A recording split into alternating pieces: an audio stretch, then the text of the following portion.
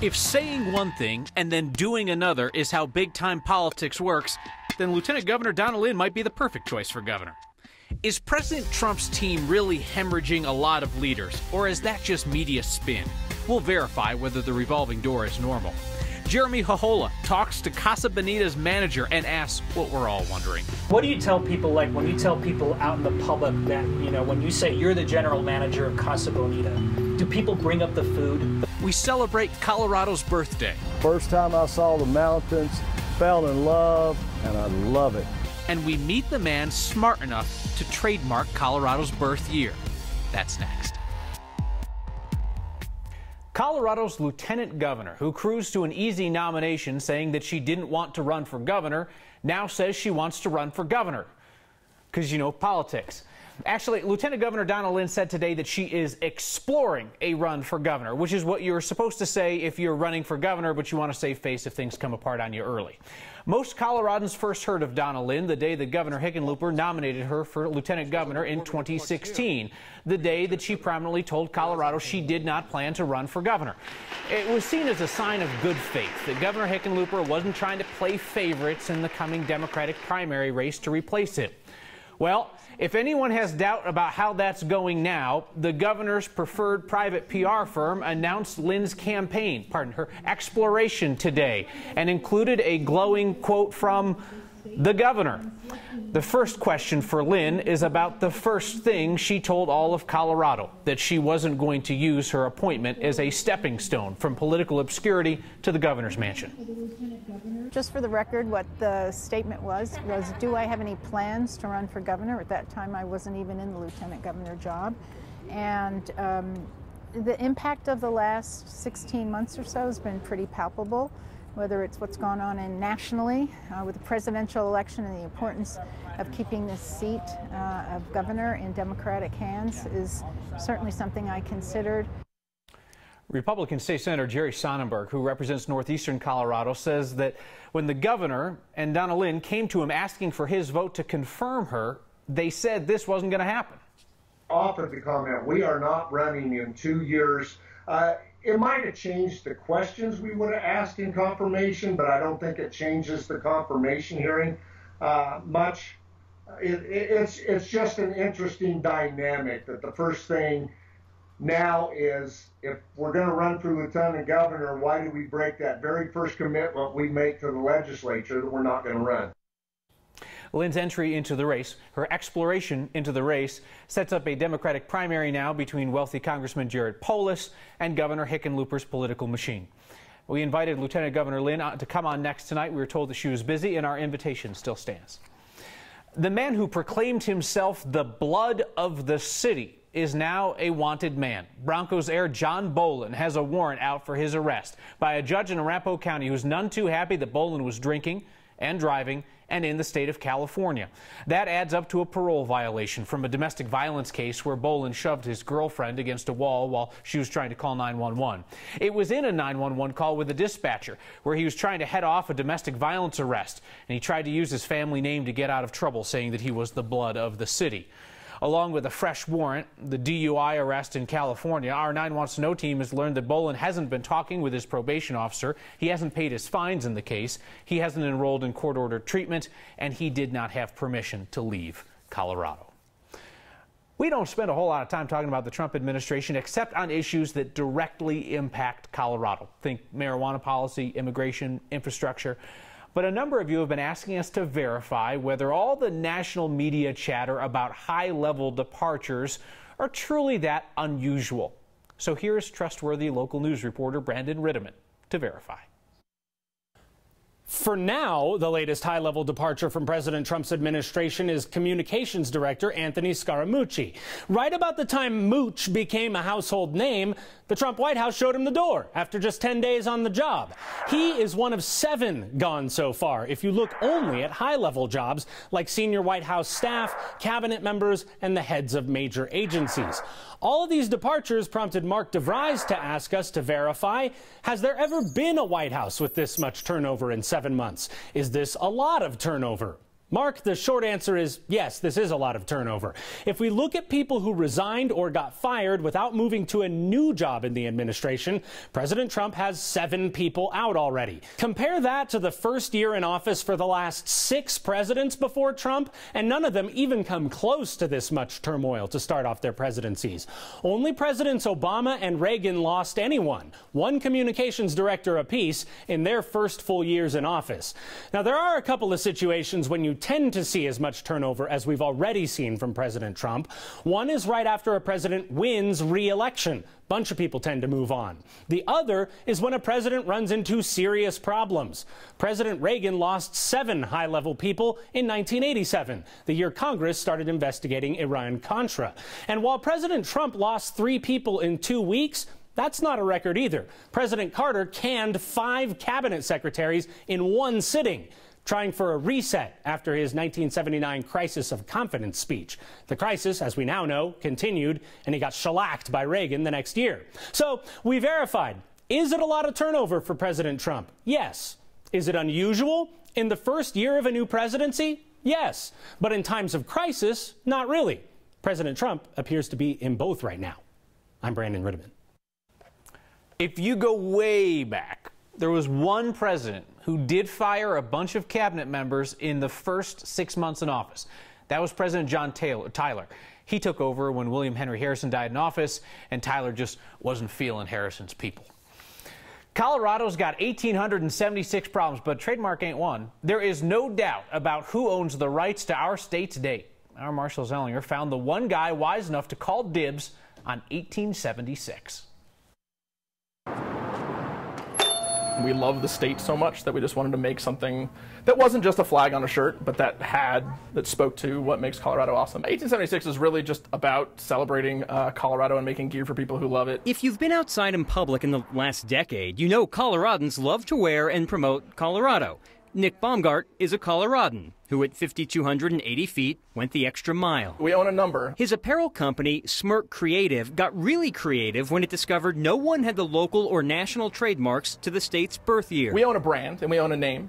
So Nike was a Greek god, and now we know that that's a shoe company, right? And 1876 was a number, and now we know that that's an apparel company that celebrates Colorado and Colorado's history. But what's that mean? I mean, CU has 1876 on its university seal, which is printed on apparel. So CU, or a great example also is like Deadwood, South Dakota. They were founded in 1876. You can buy little shot glasses in Deadwood that say as much. So it's not part of when your school was established or the state was established, and you're just trying to make an 1876 thing, then that's where that copyright comes in, and we could protect that. But we have no interest in competing with anybody who's just using it in goodwill. His 1876 brand is about to expand inside Willow, this boutique in downtown Littleton. T-shirts, sweatshirts, and hats, but oddly, no ties to compete with this beauty a certain reporter is celebrating with. You know, that's edited. It's beautiful. Sorry. No, it's gorgeous. It really is. Your taste in ties is immaculate. This is, according to this, the Colorado State tie. Thanks, Dad. It's like Starbucks or McDonald's, Kyle. If someone is trying to sell coffee or burgers and it looks similar to yours, you'll sue. And that's when the 1876, if it looks similar, if I'm producing something that looks similar, then he'll sue me. But other than that, make 1876. Just don't make it look like that. Yeah, and not even 1876 beer. There's one, the 1876 ale that he helped license. That's a funny area right now, so I'd probably stay away from it. Stay clear of the 1876 beer. All right, more on Colorado's birthday in just a bit. I nerd out on everything, and not just a little bit. We love people who love things, love unusual things, and love them a lot. If you could ask the guy in charge of Casa Bonita one question. A lot of people, have been asking us and asking you, what's up with the quality of food? And instead of us choosing, what's the most Colorado thing you've seen all year? Let's vote now. Think of who we've met. The dancing Southwest Gate agent, the city park worker who happens to be homeless, that guy who tends to the Genesee bison herd. There's a common thread through all of them. We at Next love people who unabashedly love their work. Our Noel Brennan headed to the World's Fair of Money at the Colorado Convention Center today and met a man who spends his life staring at coins and loves every minute of it. I've been studying coins, but I've been studying one coin intently for the last 4 years. It is what I love to do. I mean, I spent 4 years doing this, and a lot of this research was really done, you know, in my spare time. I'd go home after work and I'd sit on a computer, or I'd look at photos, or I'd read books. I nerd out on everything, and not just a little bit. This is the single coolest object that I've ever handled and maybe I've ever seen in my life. I specialize in the coolest of the cool, at least if you're nerdy like me. And nerds are cool indeed. The real star, they tell me, of this coin show, which runs through the weekend, is a single silver coin insured for $5 million. It's believed to be the first ever made by the U.S. government.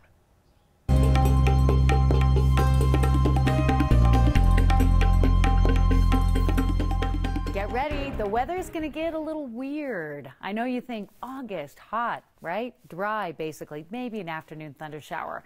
It could feel like fall here before the end of the week, and that means temperatures in the 60s, 70s after a day with highs near almost 90 today. We're going to do this all over again tomorrow, but there's a front to the north that's going to bring some changes to us. And speaking of the north, that's where the thunderstorms are coming from tonight. Non-severe thunder, lightning, a brief heavy shower.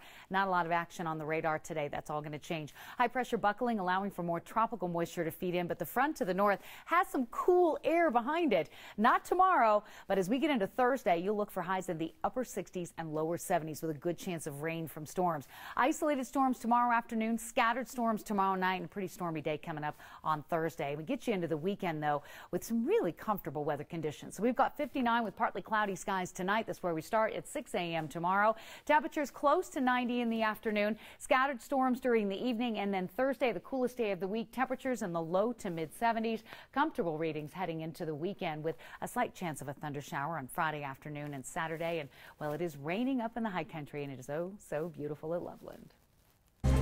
Get on the clear bus, kids. We're all going to Casa Bonita for Colorado's birthday. And Jeremy Jojola is going to ask the manager all the things you've always wondered but were afraid to ask. Colorado has one of America's longest constitutions, but on this day, we only need a few of those words to show our love. Next. Casa Bonita. Our Jeremy Jojola did some investigative reporting and found that that does not directly translate to delicious food in Spanish. Casa Bonita has translated to lasting success in this town. So Jeremy decided to take his Let's Be Clear series to that Colorado landmark. Clarity and transparency. Things you want from people like politicians and newsmakers. Well, let's make it happen with a simple concept. We've got a mobile studio, 2 chairs, a camera crew, and most importantly, we've got you. Oh, you're coming in. Your questions. We've got a viewer question coming in from Facebook right now. Questions I make sure they answer. Wait, hold on. Who's this? This is probably the best live Facebook interview I've ever done, by the way. And it's shot live. Let's be clear. Behind the Pink Tower, a whimsical Mexican fiesta universe known as Casa Bonita, an iconic restaurant known for its divers and lagoon, all made nationally famous by South Park. Mike Mason is the general manager, and he steps into our Let's Be Clear truck to dish out answers to your questions.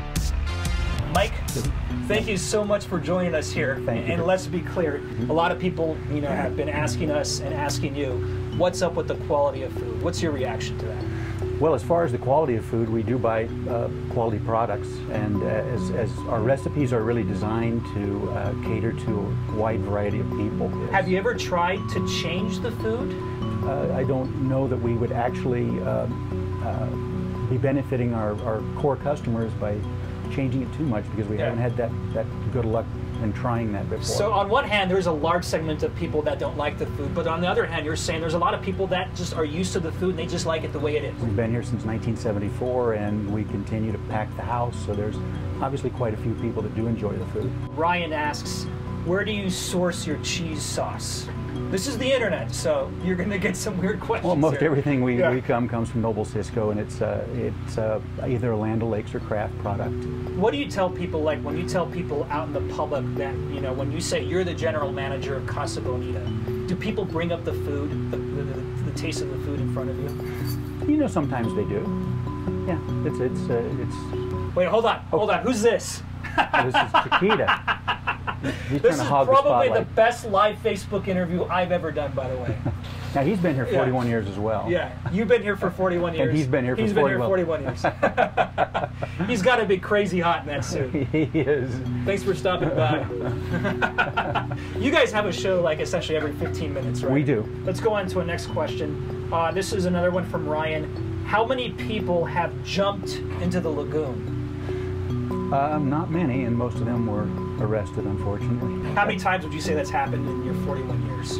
I'd say probably like 50 times. So 50 times? Right, and that's like a lot. It's a trespassing warrant, and unfortunately for the people that are out of state, they end up having to come back here for a court date, so it kind of really inconveniences them. So that's a good warning. If you ever think about jumping into the lagoon here at Casa Bonita, don't do it because you're going to get arrested. Another big question that has dominated this topic is the topic of South Park. Scott wants to know, did South Park hurt or help drive business? South Park definitely helped business. Yeah. And as a matter of fact, when it re-airs, that episode, it was episode 711, and when it re-airs, we see a ton of business every time. Like a big uptick? Right, and that's been, I can't remember how many years ago that was, 8, 9 years ago? Yeah. It was quite some time ago. But they're the ones that actually contacted us and wanted to do the episode. So Mike, thank you so much for joining us. We appreciate it. Again, this interview was shot live on Facebook, so you can see the entire raw video online. And there it is. Let's be clear.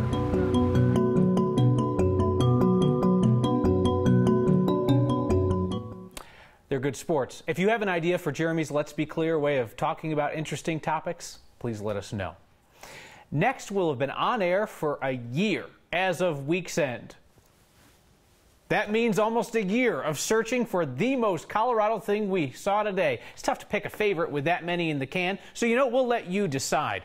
There was the guy with the icy beard at a ski area. We've got cops on horseback going through a drive-thru, a Subaru that so many people offered to buy, a dog's birthday party at a brewery, the pizza guy delivering pizzas to stranded drivers on I-70, priests blessing craft beer. You can vote on the next Facebook page. We're back next with an ode to the state we all love, and we'll settle a bet for a few of you tonight who caught a glimpse of something colorful behind the scenes here. Colorado turns 141 today, so let's celebrate with our state constitution and your comments about the state we love. We the people. We the people. We the people. We the people. We the people of Colorado. So how cold is the water? August the 1st. This is Colorado's birthday, statehood.